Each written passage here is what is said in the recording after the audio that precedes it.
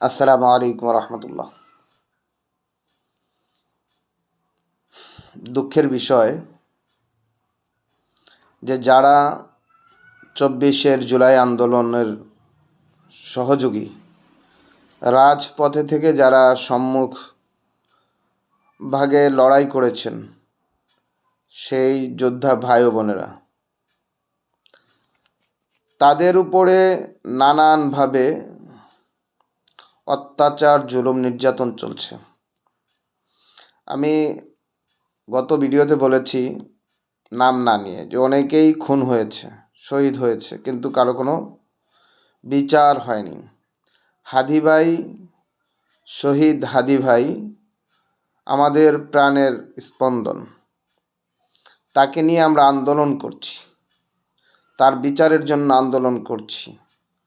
তার সঠিক বিচার যাতে পায়, ইনসাফ ভিত্তিক বিচার যাতে পায়, তা নিয়ে সাধারণ জনগণ থেকে শুরু করে রাজনৈতিক ব্যক্তিরাও নানানভাবে কথা বলছে, যাতে বিচার হয়, ইনসাফ ভিত্তিক বিচার হয়। কিন্তু সত্য হলো, মানতে না চাইলেও এটাই সত্য। দুঃখের বিষয় হলো যে আন্দোলনের ফাঁকে আমরা অন্যান্য আমাদের যে সদস্য ভাই বোনেরা আছে তাদেরকে আমরা ভুলে গেছি। আজ ৩ দিন আগে গাজীপুর থেকে তাহরিমা আক্তার সুরভিকে পুলিশ গ্রেফতার করেছে। তার অপরাধ কি? সে ৫০ কোটি টাকা চাঁদা নিয়েছে। কিন্তু মানুষকে সেই আওয়ামী লীগের মতোই আইনের ভয় দেখিয়ে চুপ করিয়ে দিতে চায়।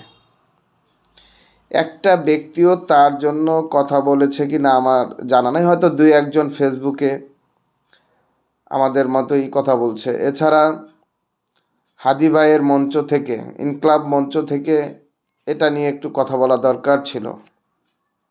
কারণ হাদি ভাইকেই স্মরণ করে সবাই কার্যক্রম চালাচ্ছে। শহীদ হাদির তাকেই অনুসরণ করছে, তাকেই বুকে ধারণ করছে। আর তার আন্দোলনের সময় যদি এই ভাই বোনদেরকে নিয়ে একটু কথা বলা হয়, তাহলে আমার মনে হয় ভবিষ্যতে কখনো কোনো আন্দোলন ডাক দিলে সবাই ঝাঁপিয়ে পড়বে।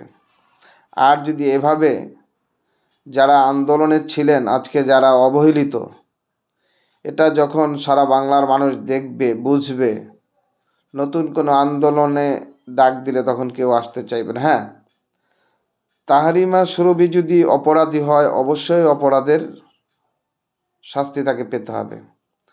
কিন্তু তাকে যেই অভিযুক্ত করে গ্রেফতার দেখানো হয়েছে, সে যদি ৫০ কোটি টাকা চাঁদা নিতে পারত বা নিত, ওখানে বলা হয়েছে নিয়েছে, চাঁদাবাজির অভিযোগ। আরে ৫০ কোটি টাকা না, ৫০ লাখ টাকা পাইলেই তো তার থাকার রুমের অবস্থা হয়তো অন্যরকম। খাট, চাদর, মশারি সব কিছু একটা সিস্টেমে চলে আসতো। কিন্তু যা দেখলাম, তার খাট, মশারি, তার ঘরের যে অবস্থা, তা হচ্ছে একেবারে একদম মধ্যবিত্ত একটা পরিবারের যে সিনসিনারি, তাই দেখা হলো। অথচ সেই তাহরিমা সুরভিকে নিয়ে কোনো ব্যক্তি কোনো কথা বলছে না। আমি ইনকলাব মঞ্চের যারা আছেন তাদেরকে অনুরোধ করব, শহীদ হাদি ভাইয়ের বিচার তো অবশ্যই চাই, সাথে সাথে বাংলাদেশের যারা জুলাই যোদ্ধা, তারা যাতে বিনা অপরাধে কোনো অবজ্ঞার শিকার না হয়, আইনের মাইর প্যাচে যাতে তাদের জীবন নষ্ট না হয়, সেদিকটাও খেয়াল রাখতে হবে। সেই জিনিসটা নিয়েও ইনকলাব মঞ্চে আলোচনার তুলতে হবে। সবাই ভালো থাকি, ভালো থাকার দোয়া করি। আল্লাহ হাফেজ।